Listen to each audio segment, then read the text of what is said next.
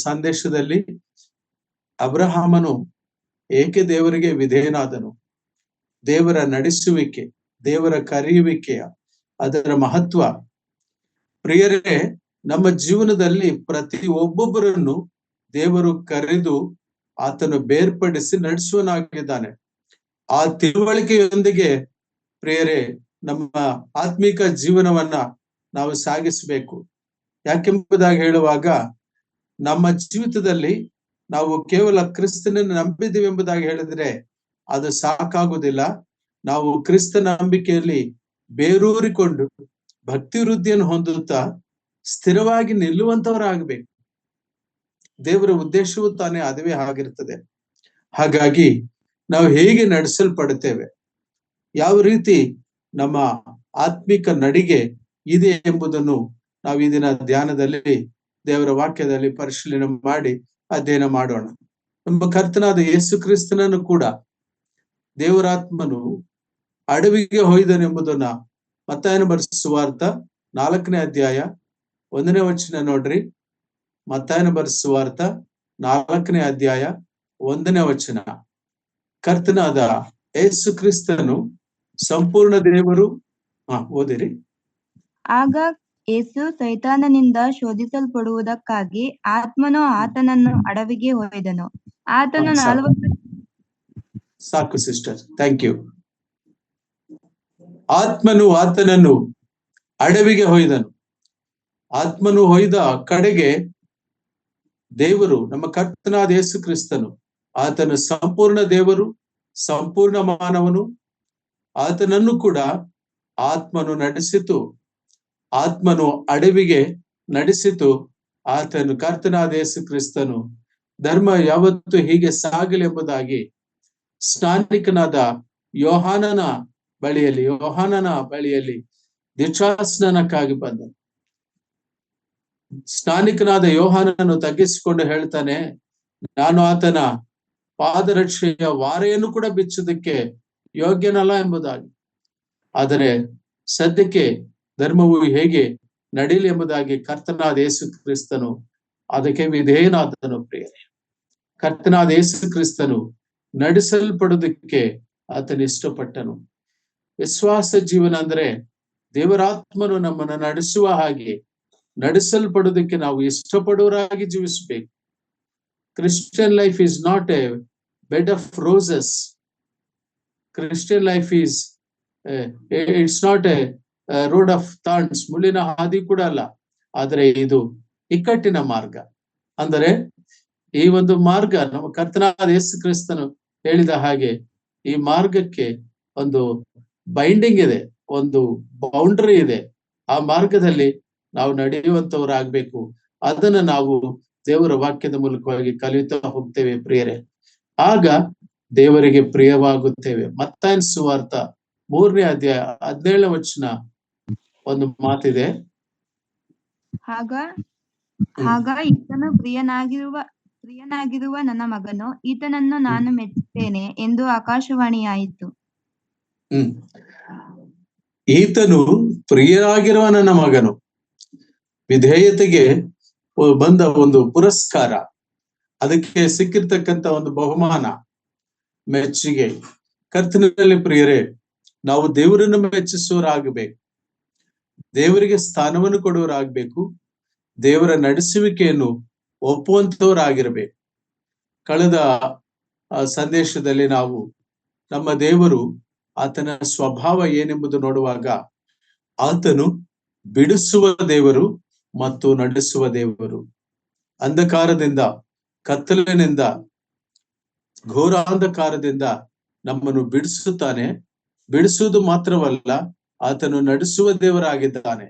ಆ ನಡೆಸುವಿಕೆಯ ಪ್ರಾಮುಖ್ಯತೆ ನಮ್ಮ ವಿಶ್ವಾಸ ಜೀವಿತದಲ್ಲಿ, ನಮ್ಮ ನಂಬಿಕೆ ಜೀವಿತದಲ್ಲಿ ನಾವು ಎಷ್ಟು ಹೆಚ್ಚು ತಿಳ್ಕೊಂಡ್ರೆ ಅಷ್ಟು ಉತ್ತಮ ಎಂಬುದನ್ನಾಗಿ ಈ ಅಂಶವನ್ನ ನಾವು ತೆಗೆದುಕೊಂಡು ಅಧ್ಯಯನ ಮಾಡ್ತಾ ಬರ್ತಿದ್ದೇವೆ.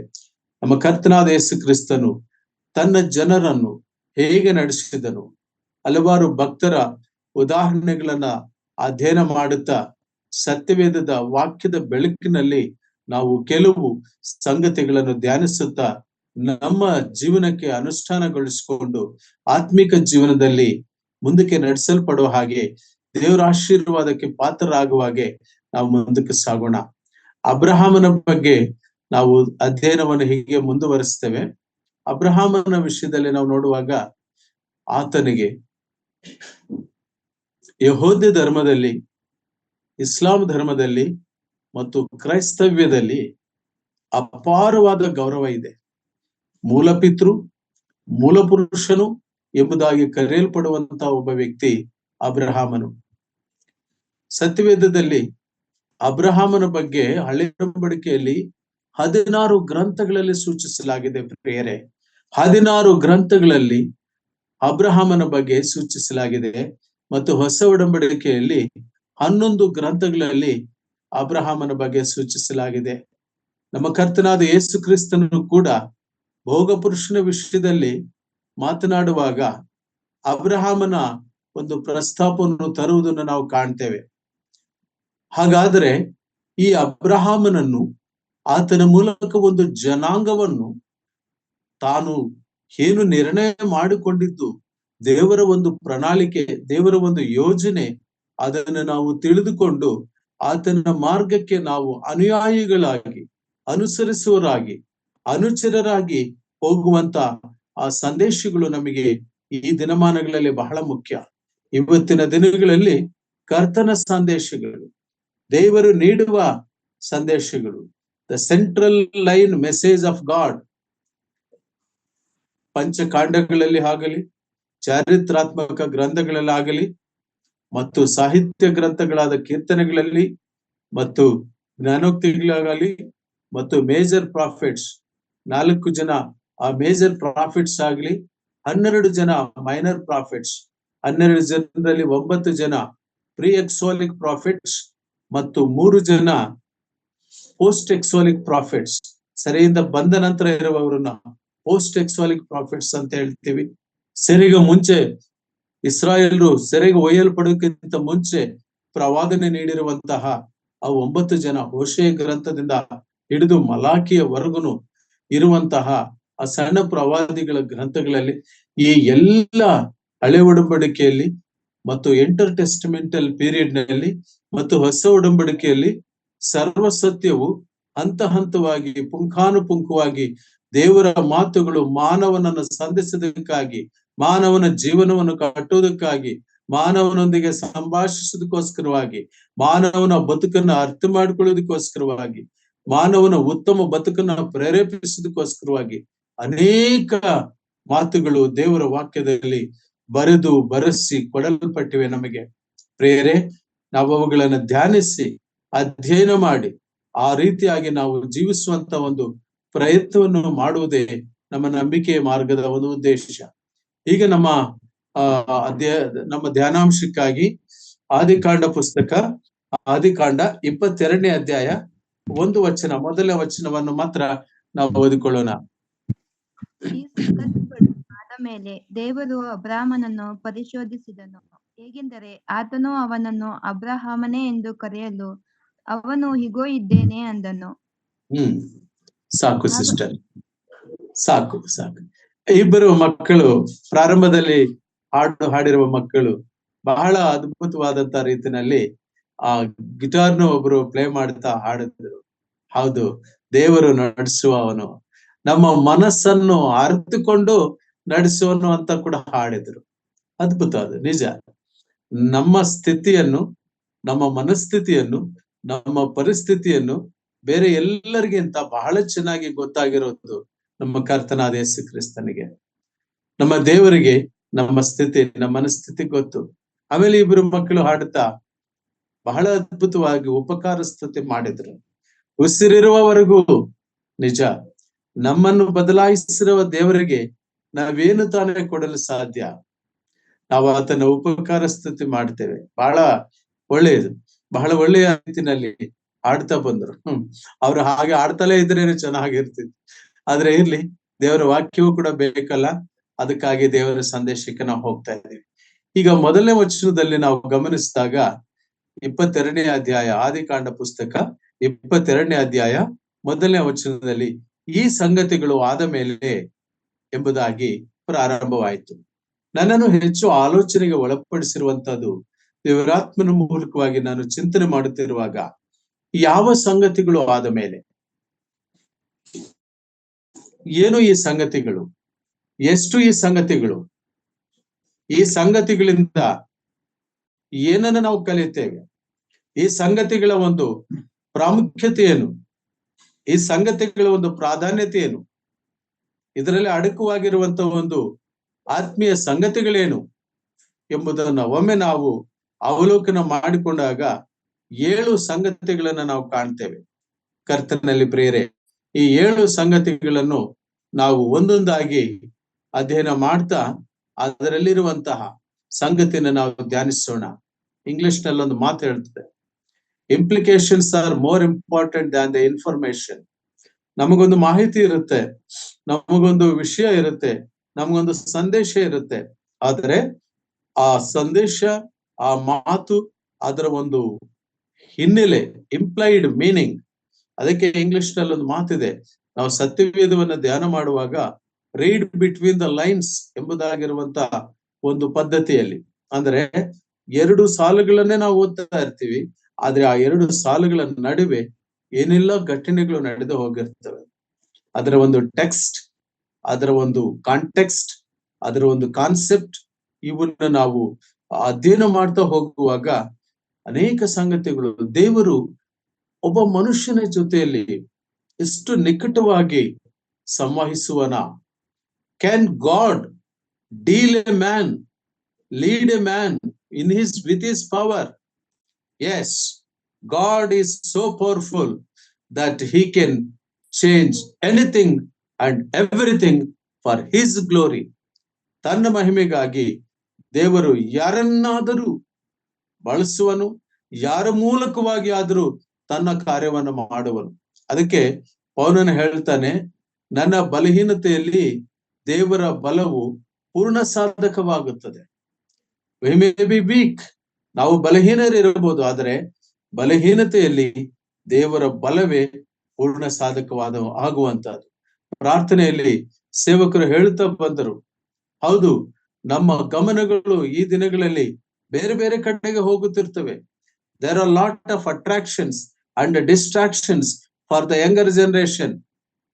Above all, ಒಂದು ವಿಷಯ ದೃಷ್ಟಿಸಿಕೊಳ್ಳೋಣ, ಇಹಲೋಕ ನಮಗೆ ಶಾಶ್ವತವಲ್ಲ.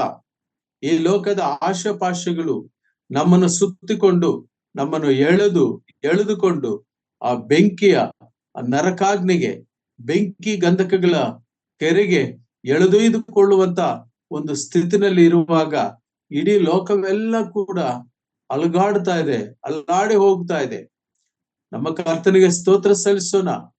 ಆರಿಸಲ್ಪಟ್ಟವರು, ಕರೆಯಲ್ಪಟ್ಟವರು, ದೇವರಾದುಕೊಂಡವರು, ಪ್ರಕಟಣೆ ಗ್ರಂಥ 17ನೇ ಅಧ್ಯಾಯದಲ್ಲಿ ನಾವು ಆ ಮಾತು ಕಾಣ್ತೇವೆ. ಜಯ ಹೊಂದಿದವರು, ಆತನ ಬಳಿಯಲ್ಲಿರುವವರು ಎಷ್ಟು ಭಾಗ್ಯವಂತರು, ನಾವೆಷ್ಟು ಧನ್ಯರು. ಹಾಗಾದರೆ ಏನು ಈ ಸಂಗತಿಗಳು ನಡೆದಿದ್ದು ಎಂಬುದನ್ನ 7 ಸಂಗತಿಗಳನ್ನ ನಾವು ತ್ವರಿತವಾಗಿ ನಾವು ಧ್ಯಾನಿಸುವುದಕ್ಕೆ ಪ್ರಯತ್ನ ಮಾಡೋಣ. ಆದಿಕಾಂಡಗಳ ಪುಸ್ತಕ ಮೊದಲನೇ ಸಂಗತಿ, ಆದಿಕಾಂಡಗಳ ಪುಸ್ತಕ 12ನೇ ಅಧ್ಯಾಯ 1ನೇ ವಚನ. ದಯಮಾಡಿ ಓದಿ. ಯೆಹೋವನು ಅಬ್ರಹಾಮನಿಗೆ, ನೀನು ಸ್ವದೇಶವನ್ನು, ಬಂಧು ಬಳಗವನ್ನು, ತಂದೆಯ ಮನೆಯನ್ನು ಬಿಟ್ಟು ನಾನು ತೋರಿಸುವ ದೇಶಕ್ಕೆ ಹೊರಟು ಹೋಗು. ನಾನು ನಿನ್ನನ್ನು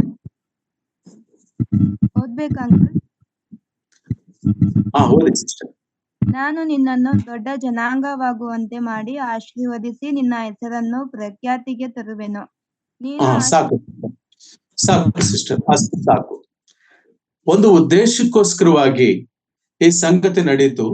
11ನೇ ಅಧ್ಯಾಯದ ಕೊನೆ ವಚನದಲ್ಲಿ ಅಬ್ರಹಾಮನ ತಂದೆಯಾದ ತೆರಹು ಮೃತಿ ಹೊಂದುತ್ತಾನೆ. ಸತ್ಯವೇದದಲ್ಲಿ ಚೆನ್ನಾಗಿ ಅಧ್ಯಯನ ಮಾಡಿ, ಯೆಶಾಯ ಗ್ರಂಥಕ್ಕೆ ಬರುವಾಗಲೂ ಕೂಡ ಉಜ್ಜಿಯ ಕಾಲವಾದ ನಂತರ, ಒಂದೊಂದು ಕಾಲವಾದ ನಂತರ, ಒಂದೊಂದು ಮರಣವಾದ ನಂತರ ಇರ್ತಕ್ಕಂಥ ಒಂದು ಪರಿಸ್ಥಿತಿಯಲ್ಲಿ god operates in his own way. ದೇವರು ತನ್ನದೇ ಆದಂತ ವಿಧಾನದಲ್ಲಿ ಪ್ರವೇಶ ಮಾಡ್ತಾನೆ. ಯಾಕಂದ್ರೆ ಆ ಸಂದರ್ಭದಲ್ಲಿ ಮಾನಸಿಕವಾಗಿ ಬಹಳ ಕುಗ್ಗಿಗೂ ಇರುವಂತಹ ಸ್ಥಿತಿನಲ್ಲಿ ಇದ್ದಿರಬಹುದು.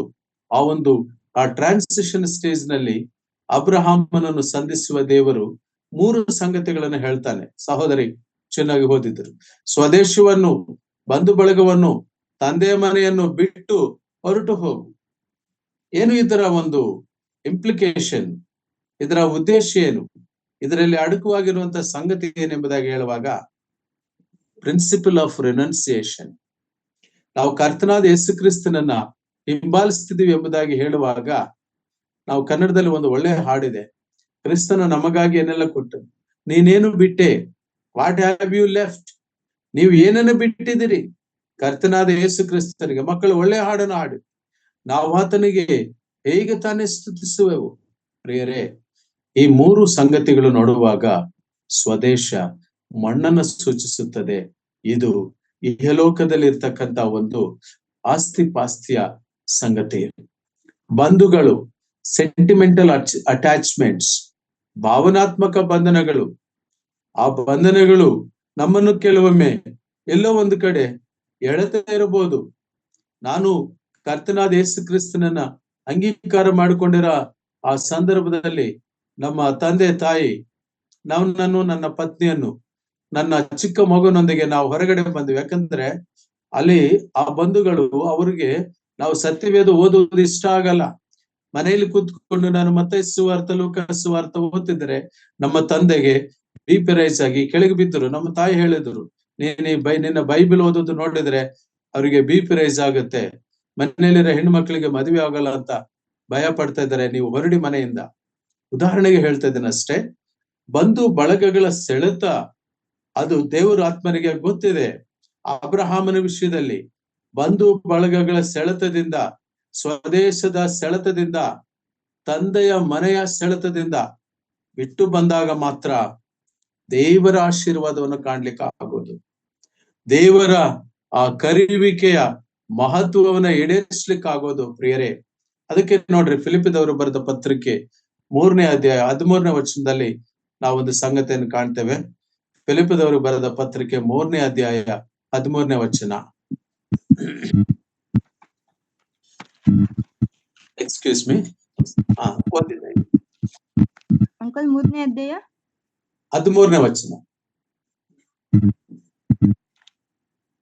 ನಾನು ಓಡುತ್ತಾ ಇದ್ದೇನೆ, ಸಹೋದರರೇ, ನಾನಂತೂ ಹಿಡಿದುಕೊಂಡವನೆಂದು ನನ್ನನ್ನು ಈವರೆಗೂ ಎಣಿಸಿಕೊಳ್ಳುವುದಿಲ್ಲ. ಆದರೆ ಒಂದು ನಾವು ಹಿಂದಿನ ಸಂಗತಿಗಳನ್ನು ಮರೆತು ಬಿಟ್ಟು ಮುಂದಿನವುಗಳನ್ನು ಹಿಡಿಯುವುದಕ್ಕೆ ಎದೆ ಬೊಗ್ಗಿದವನಾಗಿ, ದೇವರು ಕ್ರಿಸ್ತನ ಮೂಲಕವಾಗಿ ನಮ್ಮನ್ನು ಮೇಲಕ್ಕೆ ಕರೆದು ನಮ್ಮ ಮುಂದೆ ಇಟ್ಟಿರುವ ಬಿರುದನ್ನು ಗುರಿ ಮಾಡಿಕೊಂಡು ಓಡುತ್ತಾ ಇದ್ದೇನೆ. Praise the Lord. ಚೆನ್ನಾಗಿ ಓದಿದ್ರಿ. See the beauty of God's leading. ದೇವರು ನಡೆಸ್ತಿರುವ ಪೌಲನು ಹೇಳ್ತಾನೆ, ಹಿಂದಿನ ಸಂಗತಿಗಳನ್ನು ಮರೆತು. ನಾವ್ ಯಾವಾಗ್ಲೂ ನಮ್ಮ ಮಾನವನ ಸ್ವಾಭಾವಿಕ ಪರಿಸ್ಥಿತಿ ಹೇಗಂದ್ರೆ, ಇಲ್ಲ ನಾವು ಹಿಂದಕ್ಕೆ ಹೋಗ್ತೀವಿ, ಹಿಂದಿನ ಸಂಗತಿಗಳನ್ನ ನಾವು ಯೋಚನೆ ಮಾಡ್ತಿರ್ತೀವಿ, ಹಿಂದಿನ ಸಂಗತಿಗಳನ್ನ ನಾವು ಧ್ಯಾನ ಮಾಡ್ತೀವಿ.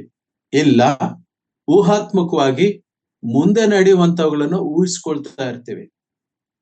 ಹಿಂದೆ ಎಷ್ಟು ಚೆನ್ನಾಗಿತ್ತು, ಹಾಗಿತ್ತು, ಹೀಗಿತ್ತು ಅಂದ್ಕೊಳ್ತೀವಿ. ಒಂದು ವೇಳೆ ಸ್ಟೂಡೆಂಟ್ಸ್ ಆದ್ರೆ, ಇವಾಗ ಹೋಗೋದು ಬೇಡ, ಇನ್ನು ಓದಿದ್ರೆ ಏನ್ ಪ್ರಯೋಜನ, ಎಕ್ಸಾಮಿನೇಷನ್ ಹತ್ರ ಬಂದಾಗಬೇಕಾದ್ರೆ ಓದ್ಕೊಳ್ಳೋಣ ಅಂತ ಪೋಸ್ಟ್ಪೋನ್ ಮಾಡ್ತಾ ಮುಂದಿನ ವಿಷಯಗಳಲ್ಲಿ ಊಹೆ ಮಾಡ್ತಾ ಇರ್ತೀವಿ. ಇಲ್ಲ, ಮುಂದೆ ಹಾಗ್ ಮಾಡೋದ, ಹೀಗ್ ಮಾಡೋದ ಅಂದ್ಕೊಳ್ತೀವಿ. ಜ್ಞಾನೋಕ್ತಿಗಳ ಪುಸ್ತಕದಲ್ಲಿ ಒಂದು ಮಾತು ಬರೆಯಲ್ಪಟ್ಟಿದೆ, ನಾವು ನಾಳಿನ ದಿನ ವ್ಯಾಪಾರಕ್ಕೆ ಇನ್ನೊಂದು ಪಟ್ಟಣಕ್ಕೆ ಹೋಗಿ ಏನೋ ಸಂಪಾದನೆ ಮಾಡಿಕೊಂಡು ಬರ್ತೇವೆ ಎಂಬುದಾಗಿ ನಾಳೆ ಬಗ್ಗೆ ಕೊಚ್ಚಿಕೊಳ್ಬೇಡಿ. ನಾಳೆ ಏನಾಗುತ್ತದೆ ಏನೋ ನಮಗೆ ಗೊತ್ತಿಲ್ಲ. ನಾಳಿನ ವಿಷಯದಲ್ಲಿ ಯೋಚನೆ ಮಾಡೋದಕ್ಕೆ ನಾವು ಅರ್ಹರಲ್ಲ. ನಾವು ಈ ದಿನದವರು, ನಾವು ಇಂದಿನವರು. ಸತ್ಯವೇದ ನಮಗೆ ಬೋಧಿಸೇನಂದ್ರೆ, to be present in the present is the greatest present that you can present to God. ಬಹಳ ಕನ್ಫ್ಯೂಸ್ ಮಾಡಿಬಿಟ್ಟೆ ನಾನು, ಇಂಗ್ಲಿಷ್ ಪ್ರೊಫೆಸರ್, ರಿಟೈರ್ಡ್ ಆಗಿದ್ದೀನಿ, ಆದ್ರೂ ಇಂಗ್ಲಿಷ್ ನನಗೆ ಸ್ವಲ್ಪ ಜಾಸ್ತಿ ಟಚ್. ಅದನ್ನ ವಿವರಿಸಿ ಹೇಳ್ತೇನೆ. ಅಬ್ರಹಾಮನನ್ನ ದೇವರು ಎನ್ಲೈಟನ್ ಮಾಡುವಾಗ, ದೇವರು ನಡೆಸುವಾಗ ಆ ಮೂಲ, ಆ ಸೂತ್ರ ಹಿಡಿದರು. ಪ್ರಿಯರೇ, ನಮ್ಮ ವಿಶ್ವಾಸ ಜೀವನದಲ್ಲಿ, ನಂಬಿಕೆ ಮಾರ್ಗದಲ್ಲಿ ನಮಗೂ ಕೂಡ ದೇವರು ಅದನ್ನ ಕಲಿಸ್ತಾರೆ. ನಾವು ಆ ಮೂಲ ಸೂತ್ರ ತಗೋಬೇಕು, ಫಾಲೋ ಆಗ್ಬೇಕು.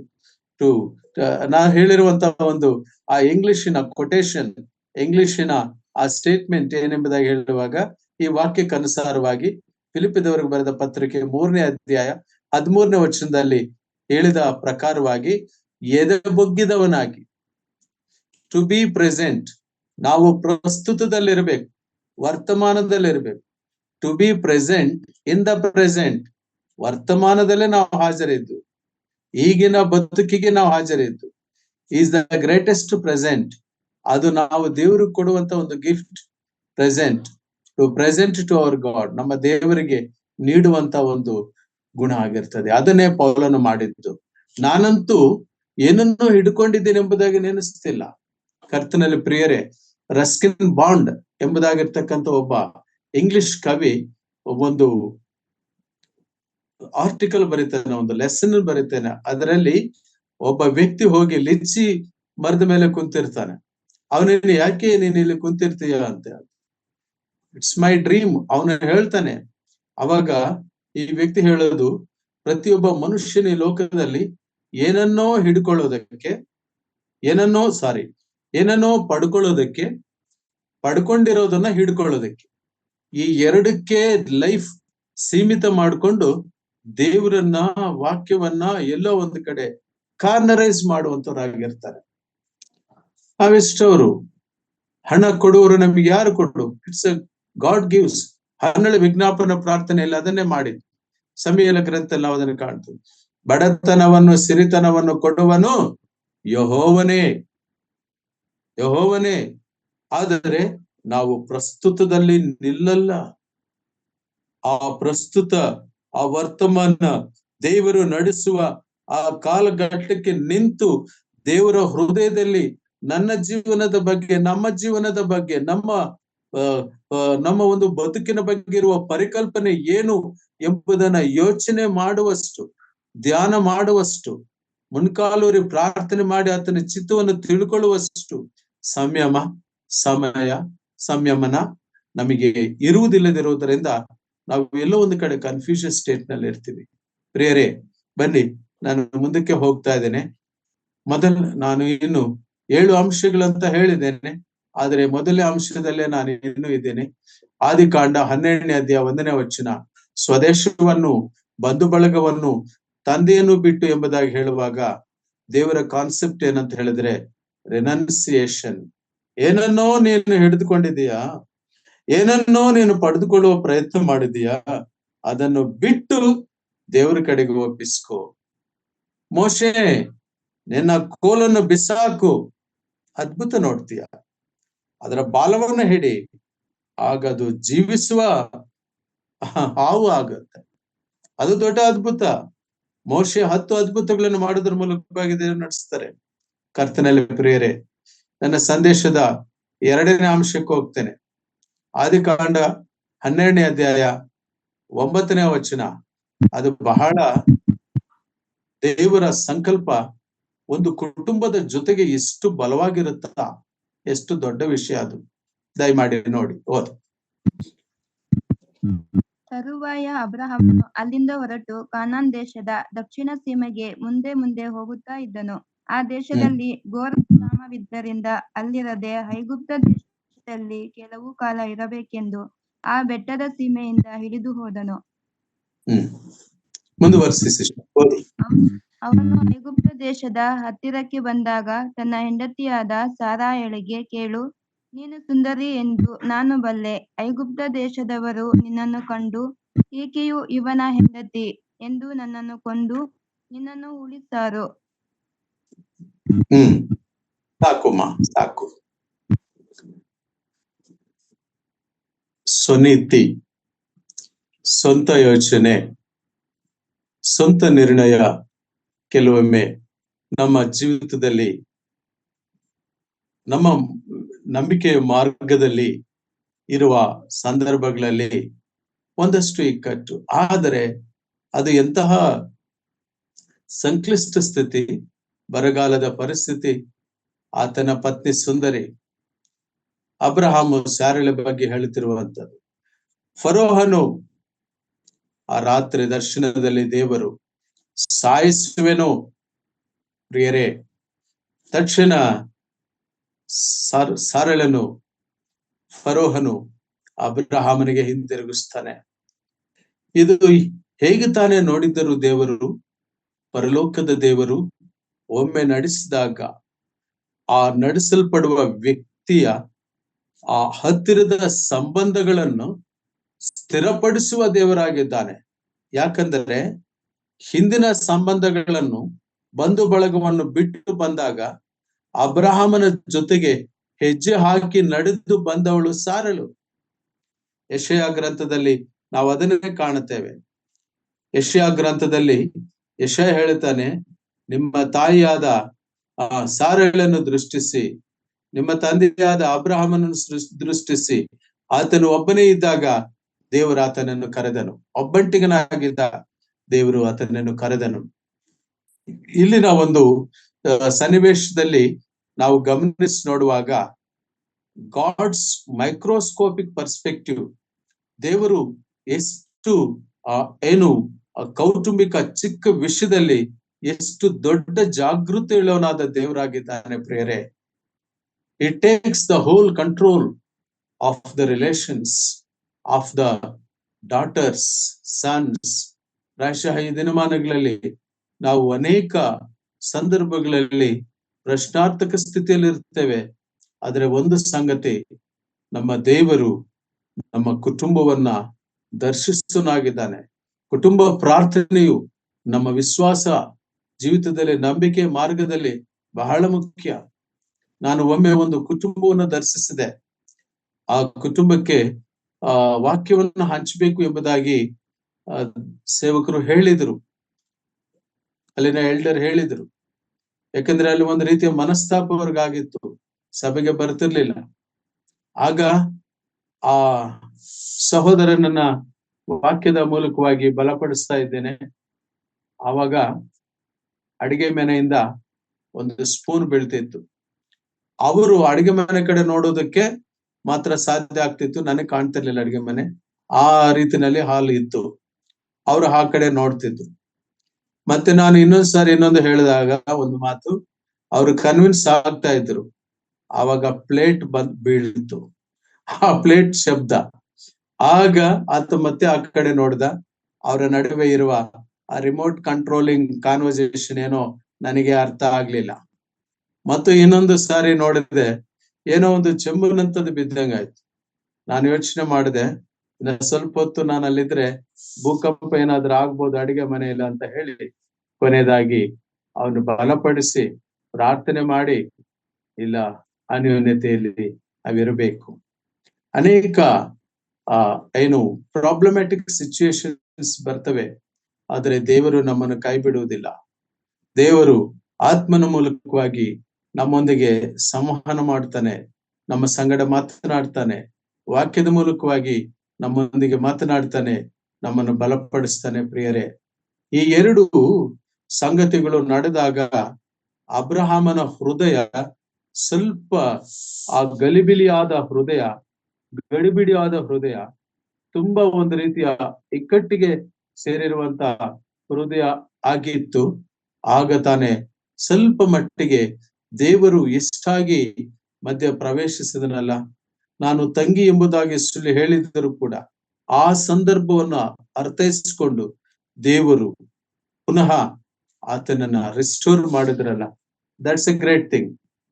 ಆಗ ಸಂಗತಿಗಳನ್ನ ನಾವು ಧ್ಯಾನಿಸ್ತಾ ಇದ್ದೇವೆ. ಆದಿಕಾಂಡ ಪುಸ್ತಕ 22ನೇ ಅಧ್ಯಾಯ 1ನೇ ವಚನದಲ್ಲಿ ನಾವಿದ್ದೀವಿ. ಈ ಸಂಗತಿಗಳು ಆದ ಮೇಲೆ ಎಂಬುದಾಗಿ ನಾವು ನೋಡಿದೆವು. ಈ ಸಂಗತಿಗಳು ಎಂಬುದಾಗಿ ಹೇಳುವಾಗ ಯಾವ ಯಾವ ಸಂಗತಿಗಳು ಎಂಬುದಾಗಿ ನಾವು ಆಲೋಚನೆ ಮಾಡ್ತಾ ಬಂದೆವು. ಹೀಗೆ ಆ ಇನ್ನೊಂದು ಸಂಗತಿ ನಾವು ಅದೇ ಆದಿಕಾಂಡ 15ನೇ ಅಧ್ಯಾಯ 1ನೇ ವಚನ ಮತ್ತು 4-5 ವಚನಗಳನ್ನು ದಯಮಾಡಿ ಯಾರಾದರೂ ಓದಿ. ಈ ಸಂಗತಿಗಳು ನಡೆದ ಮೇಲೆ ಅಬ್ರಹಾಮನಿಗೆ ದರ್ಶನದಲ್ಲಿ ಯೆಹೋವನ ಮಾತು ಉಂಟಾಯಿತು. ಏನೆಂದರೆ, ಅಬ್ರಹಾಮನೇ, ಭಯಪಡಬೇಡ, ನಾನು ನಿನಗೆ ಗುರಾಣಿಯಾಗಿದ್ದೇನೆ, ನಿನಗೋಸ್ಕರ ಅತ್ಯಧಿಕ ಬಹುಮಾನವೂ ಇಟ್ಟಿದೆ ಎಂಬುದೇ. ಅದಕ್ಕೆ ಅಬ್ರಹಾಮನು, ಕರ್ತನಾದ ಯೆಹೋವನೇ, ನನಗೆ ಏನು ಕೊಟ್ಟರೇನು? ನಾನು ಸಂತಾನವಿಲ್ಲದವನಾಗಿ ಹೋಗುವನಾದ್ದರಿಂದ ನನ್ನ ಆಸ್ತಿಯೆಲ್ಲ ದಮಸ್ಕದ ಎಲೀಯೆಜರನ ಪಾಲಾಗುವುದಲ್ಲ ಅಂದನು.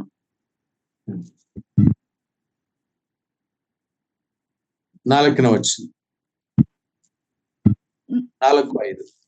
ತಿರುಗಿ ಅಬ್ರಹಾಮನು, ನೀನು ನನಗೆ ಸಂತಾನ ಕೊಡಲಿಲ್ಲವಾದ್ದರಿಂದ ನನ್ನ ಮನೆಯಲ್ಲಿ ಹುಟ್ಟಿದವನೇ ನನಗೆ ಬಾಧ್ಯಸ್ಥನಾಗಬೇಕಾಯಿತು ಎಂದು ಹೇಳಲು, ಯೆಹೋವನು ಅವನ ಸಂಗಡ ಮಾತಾಡಿ, ಇವನು ನಿನಗೆ ಬಾಧ್ಯಸ್ಥನಾಗುವುದಿಲ್ಲ, ನಿನ್ನ ಹೊಟ್ಟೆಯಲ್ಲಿ ಹುಟ್ಟುವವನು ನಿನಗೆ ಬಾಧ್ಯಸ್ಥನಾಗುವನು ಎಂದು ಹೇಳಿ ಅವನನ್ನು ಹೊರಗೆ ಕರೆತಂದು, ಆಕಾಶದ ಕಡೆಗೆ ನೋಡು, ನಕ್ಷತ್ರಗಳನ್ನು ಲೆಕ್ಕಿಸುವುದು ನಿನ್ನಿಂದಾದರೆ ಲೆಕ್ಕಿಸು, ನಿನ್ನ ಸಂತಾನವು ಅಷ್ಟಾಗುವುದು ಅಂದನು. ಅಬ್ರಹಾಮನು ಯೆಹೋವನನ್ನು ನಂಬಿದನು, ಯೆಹೋವನು ಅವನ ನಂಬಿಕೆಯನ್ನು ಅವನ ಲೆಕ್ಕಕ್ಕೆ ನೀತಿ ಎಂದು ಎಣಿಸಿದನು. ಸಾಕಮ್ಮ, ಸಾಕು, ಥ್ಯಾಂಕ್ ಯು. ಈ ಸಂದರ್ಭದಲ್ಲಿ ನಾವು ನೋಡುವಾಗ ನಾವು ಇಲ್ಲೊಂದು ಸಂಗತಿಯನ್ನು ಕಾಣ್ತೇವೆ. ಯೆಹೋವ ದೇವರು ಅಬ್ರಹಾಮನನ್ನ ಬಲಪಡಿಸುವಂಥದ್ದು. ಅಬ್ರಾಹ್ಮನೇ, ಇನ್ನು ಅಬ್ರಾಮ್ ಅಂತ ಹೆಸರೇ ಇದೆ.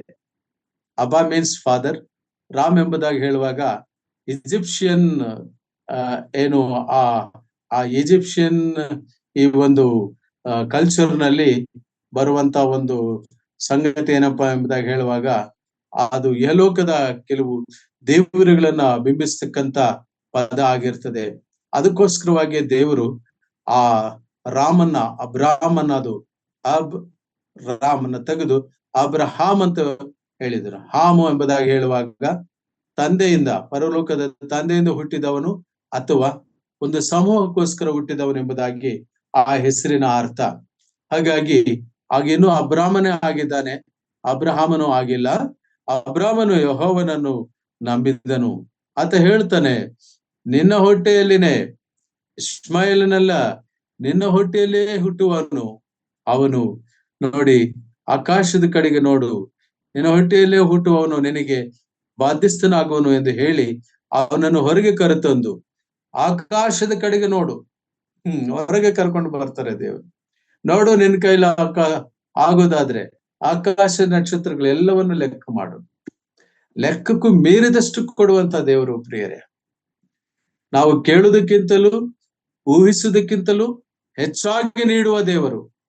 ಆದರೆ ದೇವರ ನಂಬಿಕೆ ಮಾರ್ಗದಲ್ಲಿ ನಡೆಸಲ್ಪಡಬೇಕು. ನಾವು ಯಾವ ಮಾರ್ಗದಲ್ಲಿ ನಡೆಯುತ್ತಿದ್ದೇವೆ? ಸೈತಾನನ ಮಾರ್ಗದಲ್ಲಿ ನಡೆಯುತ್ತಿದ್ದೇವ? ಯಹಲೋಕದ ಮಾರ್ಗದಲ್ಲಿ ನಡೀತಿದ್ದೇವ? ಸ್ನೇಹಿತರ ಮಾರ್ಗದಲ್ಲಿ ನಡೀತಿದ್ದೇವ? ದೇವರ ಮಾರ್ಗದಲ್ಲಿ ನಡೀತಿದ್ದೇವ? ನಮ್ಮಲ್ಲಿ ಯಾರೋ ಒಬ್ರು ಹೇಗಾದ್ರೂ ಆಗಿರ್ಬೋದು, ಅವ್ರ ಬಗ್ಗೆ ಚಿಂತೆ ಮಾಡ್ತಾ ಹೋಗೋದಲ್ಲ. ಕರ್ತನಲ್ಲಿ ಪ್ರಿಯರೇ, ಕರ್ತನಾದ ಯೇಸು ಕ್ರಿಸ್ತನ ನೀತಿಯ ಮಾರ್ಗದಲ್ಲಿ ನಾವು ಮುಂದಕ್ಕೆ ಸಾಗುವಂತವರಾದ್ರೆ ದೊಡ್ಡ ಆಶೀರ್ವಾದ. ಅಬ್ರಹಾಮನಲ್ಲಿ ಅಬ್ರಾಹ್ಮನಾಗಿರುವಾಗಲೇ ಆತನ ಮನಸ್ಥಿತಿಯನ್ನ ಬರಗಾಲ ಬಂದಾಗ ಹೆದರಿದ್ದು, ಹೆಂಡತಿಯ ವಿಷಯದಲ್ಲಿ ಆ ಫರೋಹನ ಪಾಲಾದಾಗ, ಮತ್ತೆ ತಕ್ಷಣವೇ ದೇವರು ಮಧ್ಯ ಪ್ರವೇಶಿಸಿದಾಗ, ಅವೆಲ್ಲ ನಡೆದಾಗ ಭಯ ಹುಟ್ಟಿತು. ಭಯ ಪಡುವಾಗ ದೇವರು ನಮ್ಮನ್ನು ಭಯಕ್ಕೆ ಒಪ್ಪಿಸುವನಲ್ಲ. ಭಯಪಡಬೇಡ, ಭಯಪಡಬೇಡ, ಭಯಪಡಬೇಡ ಎಂಬುದಾಗಿ 365 ಸಾರಿ ದೇವರ ವಾಕ್ಯದಲ್ಲಿ ಬರೆಯಲ್ಪಟ್ಟಿದೆ ಪ್ರಿಯರೇ. ಭಯಪಡಬೇಡ ಏಕೆಂಬುದಾಗಿ ಹೇಳುವಾಗ ಹೆಚ್ಚು ಭಯಪಡುವುದು, ಹೆಚ್ಚು ಭಯ ಬರುವಂತದ್ದು. ಕಳೆದ ಹೆಚ್ಚು ಕಮ್ಮಿ ಒಂದು 33 ವರ್ಷದ ನನ್ನ ನಂಬಿಕೆ ಜೀವಿತದಲ್ಲಿ ನಾನು ಎಷ್ಟೋ ಸಂದರ್ಭದಲ್ಲಿ ಪರಿಸ್ಥಿತಿಗಳ ಪ್ರಭಾವ, ಒತ್ತಡ, ಡ್ಯೂಟಿ, ಮತ್ತೊಂದು ಸಂದರ್ಭಗಳು ಭಯಪಡುವನಾಗಿದ್ದಾಗ ದೇವರ ವಾಕ್ಯವು ನನ್ನನ್ನ ಬಲಪಡಿಸ್ತಿತ್ತು, ಧೈರ್ಯಪಡಿಸ್ತಿತ್ತು. ಭಯಪಡಬೇಡ, ನಾನು ನಿನ್ನೊಂದಿಗಿದ್ದೇನೆ, ನಾನು ನಿನ್ನನ್ನು ನನ್ನ ಅಂಗೈಗೆಯಲ್ಲಿ ಚಿತ್ರೀಕರಿಸಿಕೊಂಡಿದ್ದೇನೆ. ಕರ್ತನಲ್ಲಿ ಪ್ರಿಯರೇ, ನೀನು ಹಾದು ಹೋಗುವ ಜಲರಾಶಿ ನಿನ್ನನ್ನು ಮುಳುಗಿಸಿದ್ದು. ಇಂತಹ ಅದ್ಭುತವಾದ ವಾಗ್ದಾನಗಳು. ಪರಂತು ನಮ್ಮ ಮಾರ್ಗವು ಎಲ್ಲಿ? ನಮ್ಮ ನಡೆಸುವಿಕೆ ನಮ್ಮನ್ನು ನಡೆಸುವ ದೇವರು ನಮ್ಮೊಂದಿಗೆ ನಡೆಸುತ್ತಾ ಉಂಟಾ? ಪರಿಶೀಲನೆ ಮಾಡಿಕೊಳ್ಳೋಣ. ಸಂಗತಿಗಳನ್ನು ನಿಮ್ಮ ಮುಂದೆ ನಾನು ಹಂಚಿಕೊಂಡಿದ್ದೇನೆ. ಆ ಸಂಗತಿಗಳು ಇನ್ನು ಮುಗಿಯಲಿಲ್ಲ. ಸಮಯ ಮುಕ್ತಾಯ ಆಗ್ತಾ ಇದೆ.